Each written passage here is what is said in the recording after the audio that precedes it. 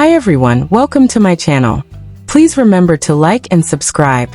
I wanted to discuss a relationship between Jill Dillard and the Duggar family with you guys. So it's time to go through some court papers archives I've had for a while. Her family, a Jill Duggar Dillard and her family, and sort of where she stands with them at this point in time. I also wanted to talk to you about something regarding this new upcoming documentary series. Of course, Jill will be involved in the series, telling her story about growing up in this group culture, what happened in her home, and the relationship between her family and the Institute and basic life principles. In the teaser, they discussed authority and the structure of the Institute of Basic Life Principles, which is the umbrella of authority where the father has complete control over the family, the mother is subordinate to the father, and the children are not at the mother. Because of the way this system is set up, mothers are required to be submissive and follow the father no matter what, which results in unequal relationships, which Michelle Duggar has experienced in many ways. Been the type of person who's had to accept and deal with Jim Bob regardless of her opinions. Jill claims that her mother thinks and believes that Michelle wishes Jim Bob would just occasionally shut up. Yes, and it has to do with the way he treats people. I'm not kidding, so let's get started on this topic first. If you haven't already, please subscribe to my channel by clicking on the. If you have anything to say, please share this video with your friends by clicking the subscribe button below. If you are new to this site, I have been covering the Duggar family since 2018. I have a playlist on Josh Duggar on cult, and I have covered nearly every facet of the Institute and fundamental life principles.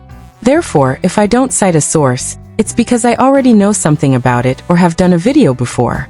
In this video, we will examine some of the documents from the time that Jill Duggar and her sisters attempted to sue the county, the city, and the police department to obtain records of what Josh Duggar had done to his sisters. During this process, they sued the city, but the case was eventually dismissed because the judge determined that there was no malicious intent on the part of the police, law enforcement, or anyone else involved in the release of the records, even though it was likely in addition to having immunity, they were negligent in that they shouldn't have released the information. They didn't do it to harm anyone. Nevertheless, Jill and her sisters were involved in this lawsuit for years, and they had to give depositions and expert interviews because they were suing for damages, and they were attempting to attribute all of their suffering to the release of the records rather than the harm and suffering of what would have happened with Josh, but they all decided not to sue him because they were adhering to a biblical principle that says you don't sue your loved ones, and instead try to resolve the conflict by consulting elders and avoiding the legal system when it comes to family matters. Now, when it comes to Jill, she was by far the most open about her relationship with her father, and the most open about.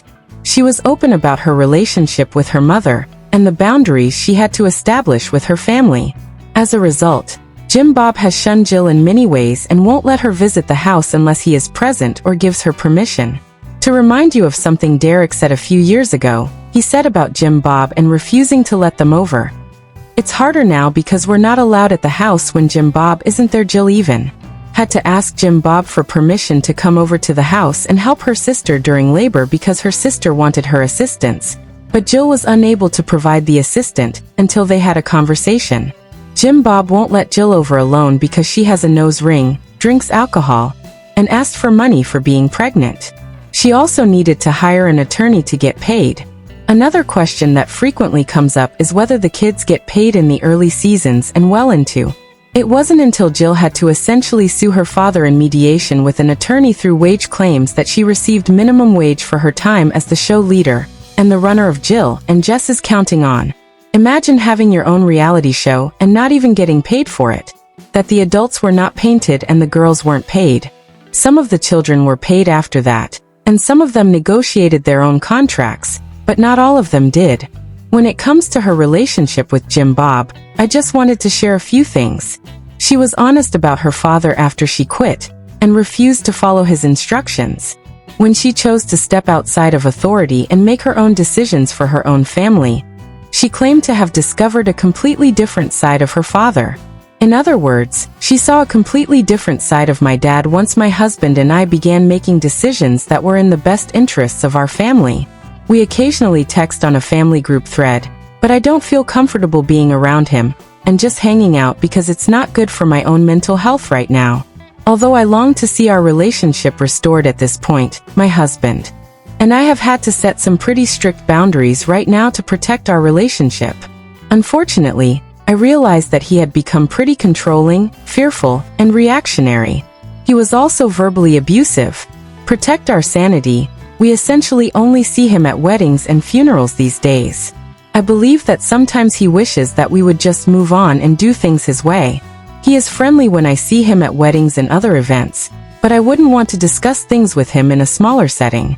In addition, there are simply too many triggers and other things for me to handle after being around him. It's emotionally taxing, and I don't have the energy right now. She mentioned her father in 2021.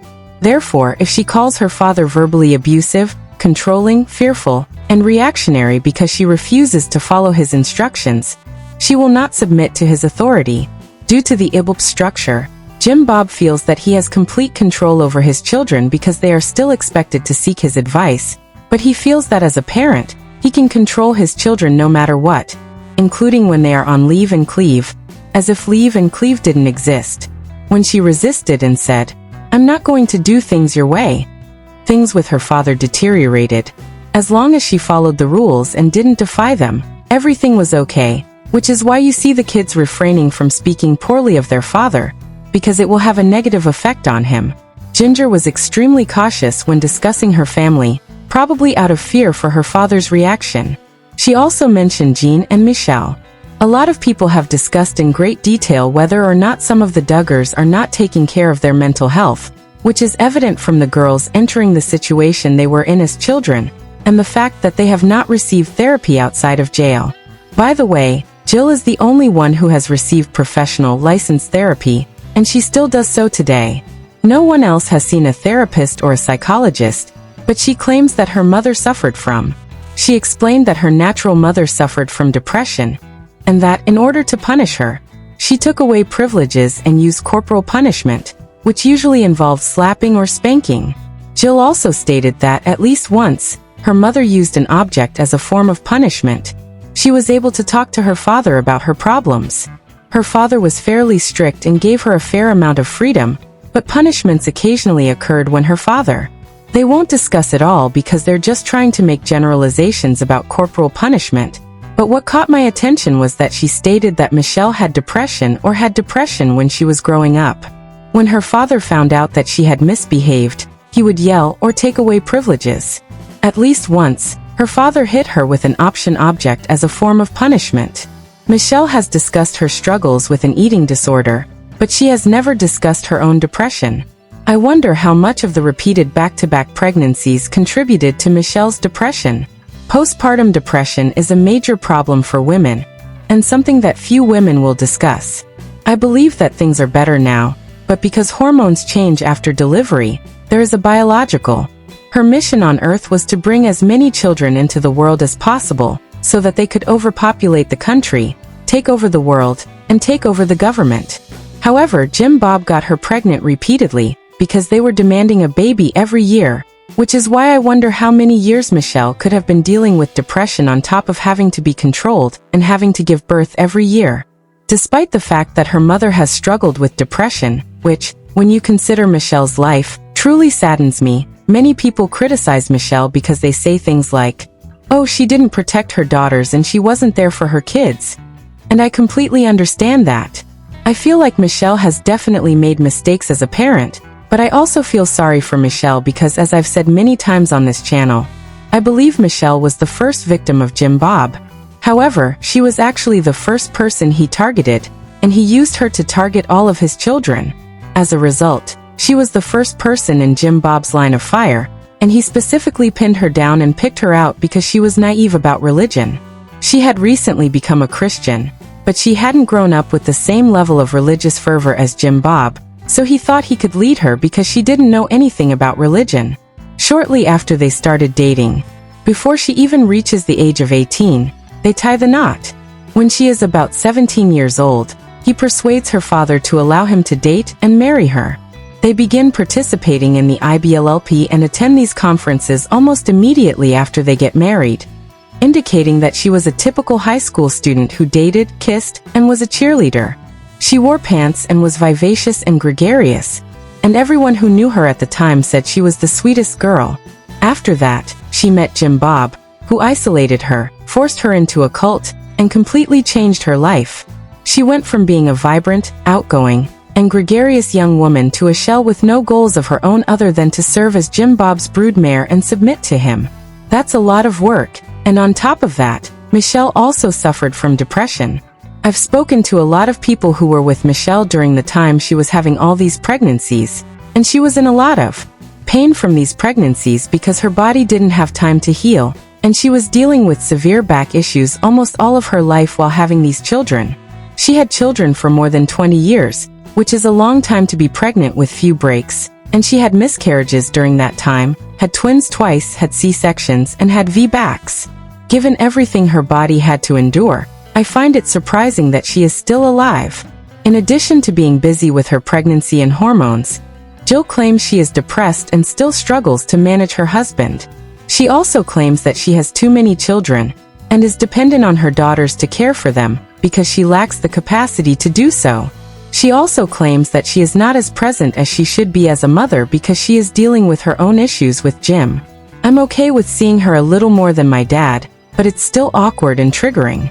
When you consider Michelle, who is in her 50s, she has 19 children with this man, and even as an adult woman, Michelle does not have the ability to make amends.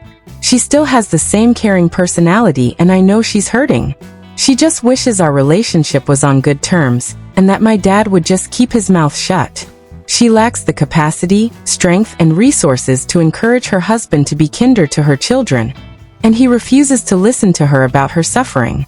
As a result, Jim Bob's actions impact not only his daughters but also his wife, who is unable to persuade him to be more considerate of his children, and to listen to them instead of being intrusive. One of the things I will discuss with you is from the early 2000s, when I believe I mentioned that I know I've talked to a lot of people because one of them was involved in the church when Josh Duggar did the things to the girls. It became a big deal in the church, and they had to figure out what to do. At the same time, Michelle was having a hard time finding her own voice in her marriage, and someone who was at the church told me that Michelle was seeking assistance from the elders because Jim was allegedly making fun of her like she couldn't. She wanted assistance from the elders to help hold him accountable, and to help show and guide him like this is not how you should treat your wife, this is not how you should treat your family, and that has been a persistent problem in society. She was unable to speak up, she had no voice, she had no choice, and she was unable to persuade him of anything. He did not respect her belief and instead treated her like trash. Because Michelle lacks a voice, they have been married for decades. I've spoken to many people who claim that Jim treats her like trash, and Josh treats Anna like trash because that's how Jim Bob treats Michelle. He doesn't respect her opinion, he doesn't like when women speak, and he doesn't acknowledge women. Before I tell you another story, I was speaking with someone who was actually present at an event the Duggars attended years ago, to visit various churches, where they would give speeches, and after the events, they would sign their books. One woman at the church claimed that she was standing in line, in the auditorium, and that the gym was kind of over there. She approached him and attempted to speak with him, but he refused to even look her in the eye or answer her. As a result, when she was by herself, she attempted to speak to Jim Bob Duggar, and Jim Bob would not even recognize her because she was a woman, but when she and her husband were together and waiting to have the book signed, Jim talked to her as long as her husband was with her. Jim Bob would not look a woman in the eye or acknowledge her because he felt superior to her, and he would only look at her and communicate with her through her husband. I've spoken to several women who have experienced this same thing with him. Due to his perception of women as inferior, Michelle is essentially seen as having no influence or voice, and Jim controls his family with an iron fist and no accountability. Because of his beliefs, he is only doing what Gothard has taught him to do, which never made sense to me about Gothard's teachers. The church's goal, at least when I was growing up in one, was to have elders who could hold people accountable. There were supposed to be rules about how to mediate disputes, that no one is above the law, and that everyone should be able to be humble and submit. In addition, Christianity requires men to treat their wives with kindness and compassion, just as Christ would treat the church. Jim Bob is obviously not doing these things, So I've always wondered why this system was created where men possess no responsibility and are free to act however they please. Therefore, through Jill, we learned that Michelle wishes Jim Bob would stop talking and that he would be less difficult. She has battled depression and has been trying for years to find her voice. With this upcoming documentary, we might learn more about some of these aspects, as well as Jill's trauma, which many people were requesting and hoping Jill would divulge. We learn some details from Bobby Holt's testimony, but keep in mind that Jill is a human being, and that her trauma is her trauma. She should never be forced to elaborate on what happened to her. It should be sufficient for people to understand that she was essayed. I want to be extremely sensitive to this. I actually find it rather crude when people want to know the specific, graphic details of what happened to someone during trial, without her having to go through the specifics of what Josh did because, to be honest, it shouldn't matter what he did or what he did to her. It should only matter that it happened. For example, she is saying, "I am a victim of this," and we don't need to know the specifics because that would be traumatizing and triggering for her. In addition, she may be shunned from her family in many ways, but she is also doing this to protect her own sanity, so she has set boundaries. Herself, as part of therapy, involves setting boundaries for things that trigger you in order to protect yourself from things that will cause you to feel traumatized, have flashbacks, or deal with all of the pain and anxiety. Her parents refused to accompany her to therapy, so she has asked them to mediate the situation, and asks them to come to a neutral place where they can try to resolve the issue together, and they decline to go. She has done everything she can to try to create a place where they can actually reconnect and talk, but Jim Bob declines because he won't talk to anyone who isn't affiliated with the IBLLP, he won't do anything related to therapy, and he doesn't believe in any kind of medication for his mental health. Mr. Gothard claims that all of those things are bad, such as you shouldn't see psychiatrists or psychologists. Jim Bob's own father has struggled with serious mental health issues, according to Deanna, and those I speak with about Jim say he has paranoia and delusions of grandeur, where he truly feels like he's a god in many ways. You wonder, for example, how things might have turned out if the Duggars had been involved in something where they weren't in a system that neglected their mental health, and Jim could. Jinger wrote a book, but she's still trapped in Jim John MacArthur's world, and Jinger herself hasn't done any therapy. It's a very different place for Jill to speak out than Jinger, and it doesn't mean that Ginger's voice doesn't matter. It's just that Jill is dealing with the same things his dad did, and it's like history repeating itself. That's why it's so admirable that Jill has gone above and beyond what others in her family have done. She seems to be in a different place than Jill, who has distanced herself, done the work, and tried to understand things. Jinger has simply moved from one group to another and hasn't sought therapy, which doesn't work for everyone but would be healthy for what they've gone through. Jill claims that, despite how difficult it is, therapy has helped her in her marriage, so Michelle wishes Jim Bob would stop talking and that she can't divorce them because of their faith. I hope that we hear some aspects of how wives are treated in this series, so that people can truly understand what it's like to be a wife to a monster of the men created by the IBLLP. However, I believe that Michelle should be the first victim of Jim Bob because of this. Please share your thoughts in the comments section below, guys.